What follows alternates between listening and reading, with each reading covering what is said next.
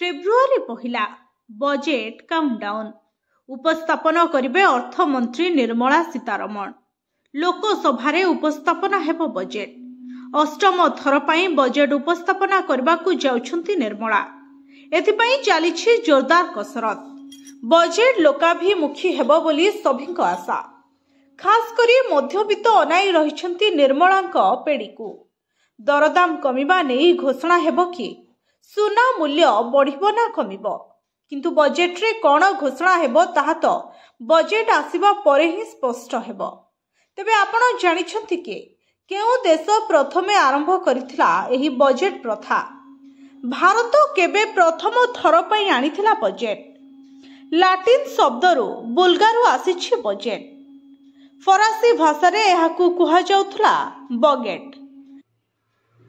परे यह व्यवहृत हैला शब्द इंग्राजी रे आउ कुहागला बोगाट। परे यह परिणत होइथला बजेट रे। जेतबेले प्रथम बजेट उपस्थापना करिथिबा देश कथा आसे सेतबेले सर्वप्रथमे ना आसी थाए इंग्लैंड रो। कारण बजेट प्रथा प्रथमे आरंभ होइथला इंग्लैंड रो।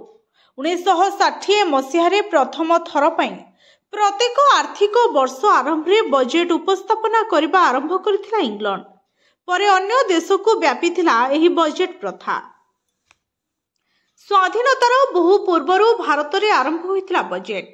ब्रिटिश शासन काल रे 1857 विद्रोह परे ब्रिटिश माने देशर आर्थिक व्यवस्था रे उन्नति आनिबा पई जणे महान अर्थनीतिज्ञ जेम्स विल्सन को डाकिथिले भारत को।